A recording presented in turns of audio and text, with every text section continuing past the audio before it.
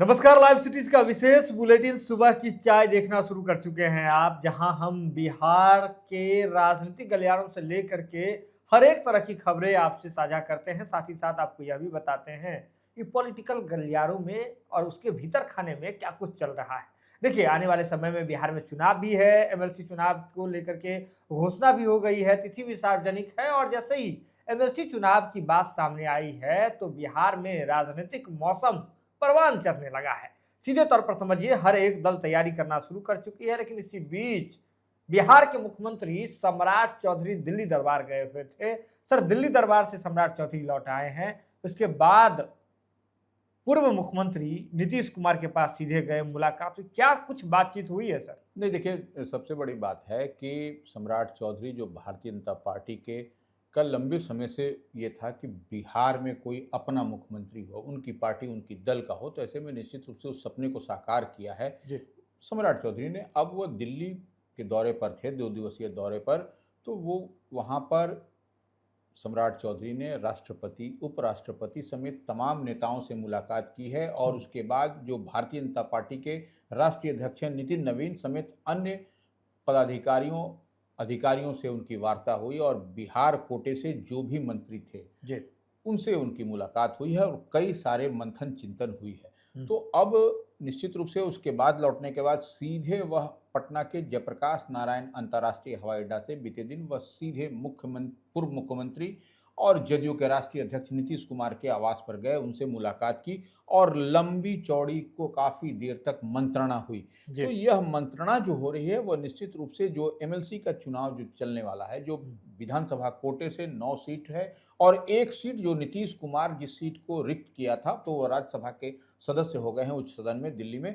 तो ऐसे में उनकी सीट पर भी उपचुनाव होना है। तो इन टोटलिटी 10 सीट पर है, 9 सीट पर रेगुलर चुनाव होगा, द्विवार्षिक चुनाव होगा विधान परिषद का जी। और एक सीट पर उपचुनाव होगा नीतीश कुमार वाली। तो ये इस सीटों पर मंथन चिंतन हो रहा है कि एनडीए के जो 5 पांडव हैं, आपने देखा भी कि बीते दिन जीतन राम मांझी सम्राट चौधरी से मुलाकात करके कहीं न कहीं राजनीतिक तापमान एनडीए के अंदर बढ़ा दिया, एक सीट का डिमांड कर दिया। तो ये सब कई सारे मसले मिसाइल हैं जिस पर पूर्व मुख्यमंत्री नीतीश कुमार से सम्राट चौधरी की बातचीत हुई। तो यह अंदर खाने में अब क्या बात हुई यह तो कोई नहीं, क्योंकि उन लोगों के अंदर खाने में बात हुई है। जी। लेकिन जो बात जिसको हम लोग डिकोड कर पा रहे हैं यही पता चल रहा है कि सम्राट चौधरी मुख्यमंत्री बिहार और पूर्व मुख्यमंत्री और जदयू के राष्ट्रीय अध्यक्ष नीतीश कुमार के बीच इन सब मुद्दों को लेकर के बात हुई और दिल्ली में जी। क्या उनकी बातचीत हुई नेताओं से, अपने पार्टी के नेताओं से, उनसे भी उन्होंने साझा उनसे किया है। जब बात पूर्व मुख्यमंत्रियों की हो रही है तो ऐसे में राबड़ी देवी, जो कि बिहार की पूर्व मुख्यमंत्री रह चुकी हैं, 10 नंबर का सर्कुलर रोड स्थित जो बंगला है वो एक समय में पॉलिटिकल सेंटर रहा है। बहुत बड़े बड़े राजनीतिक फैसले वहां से लिए जा चुके हैं। तो ऐसे में अब भवन निर्माण विभाग ने आदेश जारी कर दिया कि आवास को खाली करना होगा। देखिए, निश्चित रूप से बीते दिन आपको भवन निर्माण विभाग जी। की ओर से एक ताज़ा पत्र फिर से दिया गया है कि इस मकान को जो 10 सर्कुलर रोड का जो मकान है जी। जिसमें राबड़ी देवी विधान परिषद की नेता प्रतिपक्ष और पहली बिहार की महिला मुख्यमंत्री उसमें रहती हैं, तो उस मकान को खाली करना है, तत्काल खाली करने की बात कही। क्योंकि देखिए 2025 के नवंबर माह में भी उनको नोटिस सर्व किया गया था उस मकान को खाली करने के लिए और वह मकान अब जो 10 सर्कुलर रोड है वह मकान एलोकेट कर दिया गया है, वह मकान आवंटित कर दिया गया है। आपको मत्स्य पशुपालन मंत्री हैं आपको उनके नंद किशोर राम, उनके नाम से। और राबड़ी देवी का आवास जो है अब हो जाएगा 39 हार्डिंग रोड। तो यह देखिए, हर का जितना भी जो मकान है वह कर्णांकित मकान है। हमने पहले भी लाइव सिटीज ने इस पर विस्तार से वीडियो किया है, इस पर बताया है कि किसका किसका मकान कर्णांकित है। विधानसभा अध्यक्ष, राज्यपाल, मुख्यमंत्री, डिप्टी सीएम दोनों और उसके बाद अन्य मंत्रियों के। और अब तो इस बार से एक नई परिपाटी शुरू हुई है कि जो एमएलए हैं उनका भी कर्णांकित आवास किया जा रहा है। तो ऐसे में निश्चित रूप से बिहार विधान परिषद में नेता प्रतिपक्ष जो राबड़ी देवी हैं उनके नाम से 39 हार्डिंग रोड किया गया है। तो अब 10 सर्कुलर रोड खाली करने की उल्टी गिनती एक तरीके से शुरू हो गई है। निश्चित रूप से अब उस मकान को राबड़ी देवी को खाली करना होगा। तो ऐसे में उनका नया पता जो सरकारी पता होगा वह आपको 39 हार्डिंग रोड का होगा पता। इसमें कहीं कोई दो मत नहीं, क्योंकि देखिए जब पशुपालन एवं मत्स्य मंत्री नंद किशोर राम को वह सरकारी आवास अलॉट हो गया 10 सर्कुलर रोड, तो ऐसी परिस्थिति में निश्चित रूप से राबड़ी देवी को वह मकान खाली करना पड़ेगा। देखिए, जब तक किसी के दूसरे के नाम से अलॉट नहीं था तब तक तो बात आम थी और चल सकती थी, लेकिन सीधे तौर पर समझिए कि अब भवन निर्माण विभाग ने अल्टीमेटम भी सीधे तौर पे दे दिया है, क्योंकि बिहार सरकार के मत्स्य डेयरी एवं पशुपालन मंत्री के नाम से जो है उस बंगले को, सरकारी बंगला जो 10 नंबर का आवास है, उसे आवंटित कर दिया गया है। लेकिन सर सीधे तौर पर समझिए, जहाँ बात एमएलसी चुनाव की हो रही है तो कांग्रेस भी भीतर खाने में बड़ी ट्रेनिंग कर रही है। अपने पूर्व विधायकों को बुलाई हुई है, पूर्व जिला अध्यक्षों को बुलाई हुई है, प्रत्याशियों को बुलाई है, एमएलसी चुनाव को लेकर के भी चर्चाएं हो रही है। क्या कुछ चल रहा है सर कांग्रेस में, कौन सा प्लान चल रहा है? नहीं देखिए, प्लान इसको ऐसे समझ लिया जाए, जो प्रदेश अध्यक्ष राजेश राम है वह पार्टी को, या ऐसे कहें कांग्रेस पार्टी को ट्यून कर रहे हैं। नया ट्यून और ट्यून उनका होगा। ऐसे में आपको जो एक्स एमएलए हैं, पूर्व जिला अध्यक्ष हैं और प्रत्याशी जो चुनाव में लड़े हैं वो कांग्रेस के, तो उनसे जो टोन और ट्यून की बात हो रही है उसमें विचारधारा कि वो का प्रशिक्षण दिया जा रहा है। अब ऐसे में राजेश राम जो प्रदेश अध्यक्ष हैं वह एक बड़ी तैयारी में, अब मजबूत करने में, पार्टी को स्ट्रेंथन करने में लगे हुए हैं। और तो और वह कह भी रहे हैं कि भारतीय जनता पार्टी की जो तैयारी है वह एमएलसी का जो चुनाव होगा, जो 10 सीट की हम बात कर रहे हैं, जो 9 सीट पर जो द्विवार्षिक चुनाव होगा रेगुलर और 1 सीट पर उपचुनाव होगा, तो उसमें भी कांग्रेस के विधायकों पर प्रेशर दिया जा रहा है कि जिस तरीके से राज्यसभा के चुनाव में कांग्रेस के, आपने देखा कि विधायकों के साथ में किस तरीके से डबल इंजन की सरकार एनडीए ने किया और आरजेडी के एक तो विधायक एब्सेंट भी कर गए थे, कांग्रेस के भी विधायक इधर से उधर झोल झाल किए थे, तो वो बात राजेश राम कहते हुए आपको दिखाई पड़ रहा है। सीधे तौर पर समझिए, राजेश राम जो कि बिहार कांग्रेस के प्रदेश अध्यक्ष हैं, उन्होंने कहा था कि जब राज्यसभा का चुनाव हो रहा था उस दौरान भी कांग्रेस के विधायकों पर प्रेशर डाला गया था, साम दाम दंड भेद का उपयोग किया गया था और एमएलसी चुनाव से पहले भी इसी तरीके के खेल करने की तैयारी जो है वह एनडीए कर रही है, बीजेपी इस बात की तैयारी कर रही है। लेकिन हम लोग मजबूत हैं, बहरहाल कितना मजबूती है कांग्रेस में आने वाले समय में पता चलेगा। लेकिन सर बिहार में जो शिक्षा मंत्री हैं उन्होंने तो साफ साफ कह दिया है कि अब तो हम मदरसों की जांच कराएंगे। ये बवाल तो राजनीतिक मच जाएगा ना सर? नहीं देखिए, अब वो मिथिलेश तिवारी निश्चित रूप से शिक्षा मंत्री हैं, वह बवाल और इसके लिए कोई बात नहीं कर, वह कह रहे हैं मदरसा और संस्कृत विद्यालयों की जांच होगी।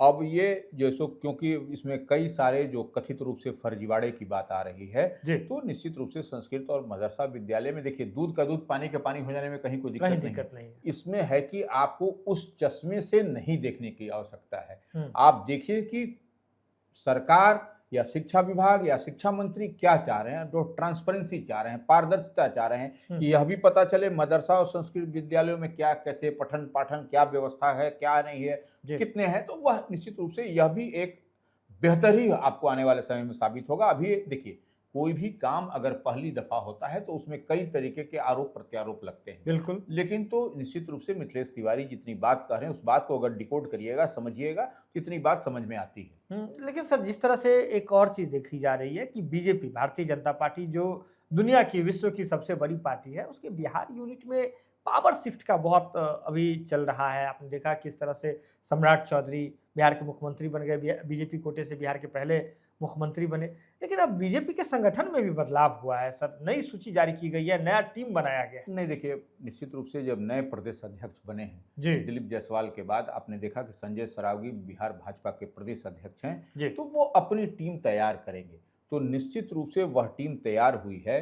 उस टीम में आपको प्रदेश पदाधिकारियों का आपने देखा किस तरीके से तमाम अमूलचूल परिवर्तन हुआ ये स्ट्रक्चरल ढांचा में, और उसके बाद से मोर्चे के भी अध्यक्ष बदले गए हैं। तो यह एक निश्चित रूप से एक बड़ी जिम्मेदारी। अब जैसे हरिभूषण सिंह बचौल को प्रदेश उपाध्यक्ष बनाया गया है, प्रमोद चंद्रवंशी को ओबीसी मोर्चा का अध्यक्ष बनाया गया है, वर्तमान में मंत्री हैं। तो अब देखिए, विधायक सुजीत पासवान को अनुसूचित जाति मोर्चा का बनाएगा। तो यह निश्चित रूप से यह कहीं ना कहीं पार्टी को इससे स्ट्रेंथन होगा और पार्टी इसमें आगे चल करके काम करती हुई दिखाई पड़ेगी। सर जब से 2025 के बाद राजस्व और भूमि सुधार विभाग जो है उसमें मंत्रियों का पोस्टिंग हुआ है, मंत्री बने हैं, मंत्री कोई भी हो, लेकिन चर्चा में विभाग बहुत है, राजस्व भूमि सुधार विभाग हो, चाहे सीओ की हड़ताल को लेकर के हो, चाहे अलग अलग।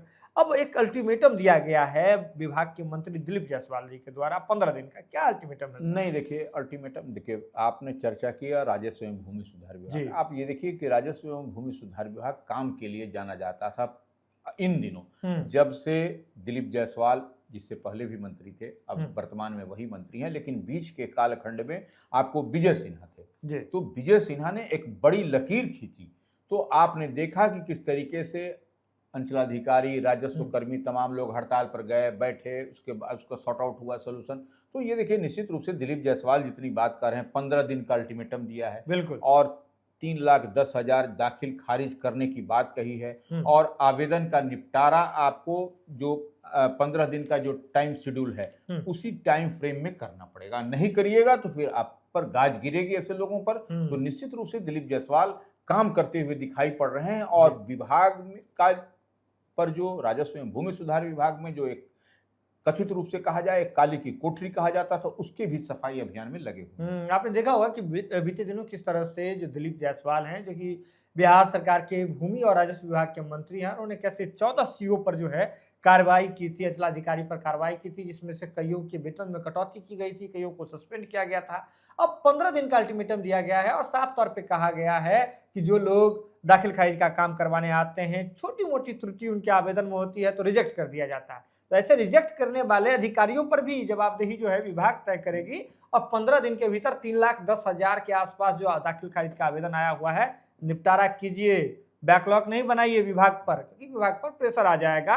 और सीधे तौर पर सर, ये तो बात हो गई भूमि और राजस्व सुधार विभाग की, लेकिन प्रशांत किशोर और उनकी पार्टी जनसुराज लगातार एक्टिव मोड में नजर आ रही है। कही थी उन्होंने कि उसकी पार्टी की ओर से कहा गया था कि 6 महीने का वक्त हम सरकार को देते हैं। 6 महीने जैसे ही सरकार के एनडीए सरकार के पूरे में एक्टिव मोड में नजर आ रही है। डीजीपी से मुलाकात करने के लिए प्रशांत किशोर की पार्टी के लोग पहुंच गए थे सर। नहीं, देखिए वो जो पटना का एक चर्चित मामला है जी, वो पटना में होटल कांड का जो मामला है, जिस तरीके से एक पिता के साथ एक पुत्री थी जी, और उसके साथ में बदसलूकी की गई। पुलिस का रवैया भी आपने देखा क्या है, होटल भी है, सब कुछ है, सिर्फ होटल का शटर गिरा हुआ है, बाकी बात क्या हो रहा है। तो ये एक चिंता का विषय है सभ्य समाज में। इस तरीके से घटना अगर पिता, पुत्र और भाई बहन के साथ में जब रहते हुए कोई होटल में सोया हुआ है, अंदर से लॉक करके कोई घुस जा रहा है, तो ये निश्चित रूप से बहुत ही आपत्तिजनक है। और ऐसे जो भी अपराधी हैं, ऐसे जो भी कृत्य करते हैं, उनके साथ में सबसे सख्त से सख्त जो भी माने कानून में प्रावधान है उसके तहत विधि सम्मत कार्रवाई होनी चाहिए। और इसी बात को लेकर के जो नाराजगी है जनसुराज की, जो प्रशांत किशोर की पार्टी की, जो उनकी टीम को, उसी को लेकर के डीजीपी से, एक पुलिस महानिदेशक से एक शिष्टमंडल मिला है, और इसकी जांच एसआईटी से कराने के लिए। देखिए एसआईटी से जांच तो होती ही रहती है, यह कोई अलग मसला नहीं है, लेकिन इसके लिए क्या प्रावधान है। अब देखिए जब अभयानंद जब डीजीपी हुआ करते थे, हम उस कालखंड की बात करते हैं, तो उस समय स्पीडी ट्रायल होता था, तुरंत पुलिस एक्शन में। तो वो चीज क्यों लैप्सेस है। तमाम तरह की व्यवस्थाएं पुलिस महकमे में की जा रही हैं, बदलाव हो रहा है, सम्राट चौधरी गृह मंत्री हैं, तमाम तरह की बात है, लेकिन अब देखिए शिथिलता। ऐसे में जब हम लोग बात कर रहे हैं कि नई सरकार, नई व्यवस्था, नई सब कुछ, तो इस तरीके से काम तो रोम रोम कांप उठ रहा है। और ऐसे में जब पिता और पुत्री का जो के बीच में जो ये है, उसके बाद में होटल में घुस जाना, तो उसके लिए तो क्षम नहीं है, उसके लिए माने क्या कहा जाए, शब्द नहीं है मेरे पास कहने के लिए। देखिए बहुत ही गंभीर ये मामला है, और उस मामले पर सरकार एक्टिव मोड में भी नजर आ रही है, पुलिस महकमा काम करते हुए भी दिख रही है। लेकिन सीधे तौर पर समझिए, जनसुराज की ओर से प्रतिनिधि मंडल ने डीजीपी से मुलाकात करके 5 सूत्री मांग का जो ज्ञापन है उसमें सौंपा है। एसआईटी से जांच कराना इसमें प्रमुख है। इसके साथ ही तमाम राजधानी के तमाम होटलों का जो ऑडिट है उसे कराए जाने और उसके लाइसेंस की जो जांच की बात है उसमें की गई है। लेकिन बड़ी बात यह है कि बिहार के अलग अलग हिस्सों में आप देख रहे होंगे कि किस तरह से अचानक से मौसम का मिजाज बदलता है। हवाओं का रफ्तार जो है 60 से 80 किलोमीटर प्रति घंटे की रफ्तार से हो जाती है, झमझमा कर बारिश होती है। तो ऐसे में आप भी सतर्क रहें और देखते रहें लाइव सिटीज, क्योंकि लाइव सिटीज पर दिन भर जो है लाइव सिटीज पर खबर का सिलसिला लगातार जारी है। यह खबर आप लाइव सिटीज के यूट्यूब पर देख रहे हैं तो आप सब्सक्राइब कर लें, फेसबुक पर देख रहे हैं तो फॉलो कर लें। बहुत बहुत धन्यवाद।